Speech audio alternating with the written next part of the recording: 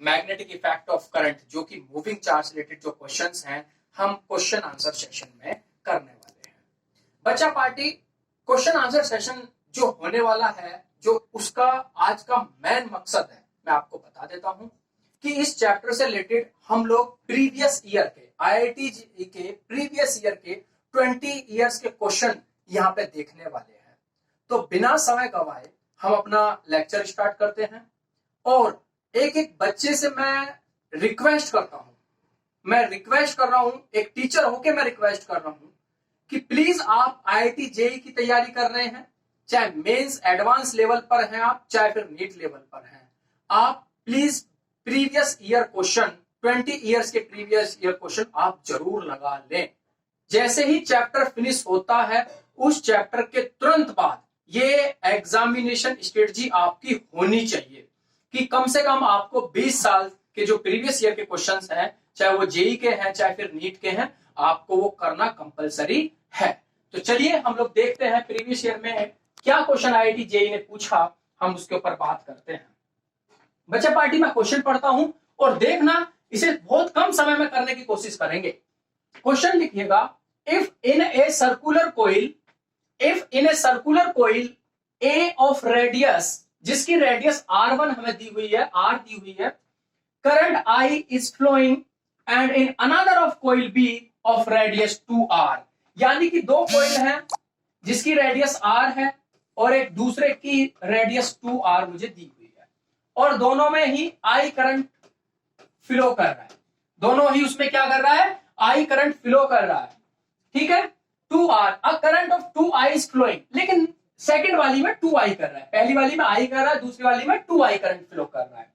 Then the rotation of magnetic field VA and VB, तो rotational magnetic field हमें VA upon BB की value calculate करनी है, produce by them will be, और option दे रखे हैं 1, 2, 1/2 और 4।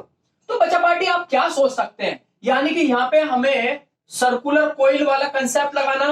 ये क्वेश्चन IIT JEE 2002 का क्वेश्चन है। देखो, ऐसे क्वेश्चन को सॉल्व करने के लिए बेटा हमें करना क्या है, जरा इस बात पे पहुंचते हैं, जरा स्लाइड को कर दीजिएगा इस साइड में। यदि मैं सर्कुलर कोइल में मैग्नेटिक फील्ड की कैलकुलेशन करूं तो कितनी करता हूं, μ0/4π I/R, यही करता हूं, ठीक है। अब कितना सर्कमफेरेंस पूरा चक्कर लगा रहा है, 2π का चक्कर लगा रहा है, समझ में बात आ गई, कितने का चक्कर लगा रहा है, 2π का चक्कर लगा रहा है। तो मेरे को VA और VB लिखने में अब मेरे को आसानी हो जाएगी, कैसे, तो मैं लिख देता हूं μ0/4π, वैसे तो ये फॉर्मूला होता है लेकिन वो पूरा एक चक्कर सर्कुलर घूम रहा है, तो कितना हो गया, I/R इंटू 2R, 2π यहां पे लिखता हूं, दिस इज इक्वेशन फर्स्ट। इसी प्रकार से BB इक्वल टू μ0/4π I कितना, 2I अपॉन यहाँ पे कितना R कितना, 2R, और कितना चक्कर लगा रहा है, फिर से अगेन 2π का चक्कर लगा रहा है।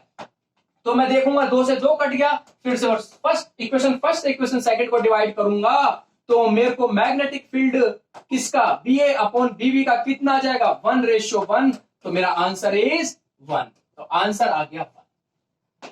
देखा कि कोई हार्ड तो नहीं है ना क्वेश्चन करना, चाहे JEE, मैं कहता हूं आप 2021 का IIT JEE का पेपर देने जा रहे हो या फिर मेडिकल नीट का क्वेश्चन पेपर आप देने जा रहे हो, तो ध्यान रखिएगा प्रीवियस ईयर के 20 साल के क्वेश्चन पेपर को सॉल्व करने की ये मैंने सबसे आसान स्ट्रेटजी मैं आपको बता रहा हूं, ठीक है। चलिए फटाफट से क्वेश्चन नंबर 2 ले लेते हैं, बिना समय गवाए क्वेश्चन नंबर 2 ले लेते हैं।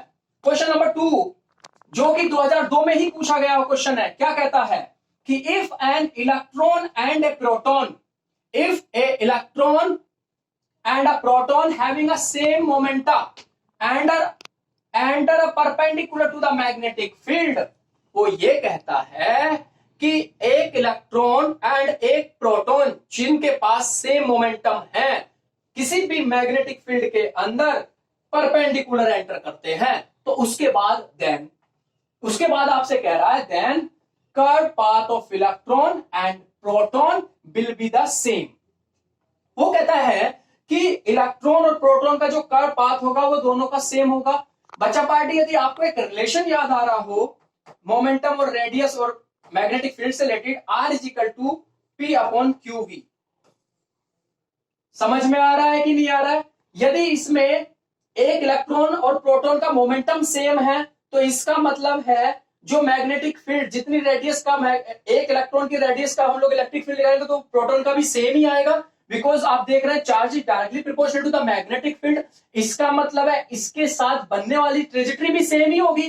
तो दूसरा कह रहा है दे विल मूव अनडिफ्लेक्ट का path of electron is more curved than the proton, second path of proton is more curved. नहीं, क्योंकि दोनों चाहे वो इलेक्ट्रॉन है चाहे फिर प्रोटॉन है, दोनों का है का पाथ सेम रहने वाला है। तो आंसर बेटा हमारा बच्चा पार्टी क्या हो जाएगा? ए। ये क्वेश्चन आपका थ्योरेटिकल बेस्ड क्वेश्चन, आपकी थ्योरी पॉइंट ऑफ व्यू से ये क्वेश्चन पूछा गया था आईआईटी जेईई में। और इसी प्रकार के क्वेश्चन अब आईआईटी जेईई के जो क्वेश्चन प्रीवियस ईयर में 20 साल पहले पूछे गए थे, आजकल हमें देखने को मिल रहा है कि नीट वाले जो पेपर बन रहा है वो कुछ ना कुछ वहीं से क्वेश्चन को घुमा फिरा के बेटा आजकल पूछ रहा है।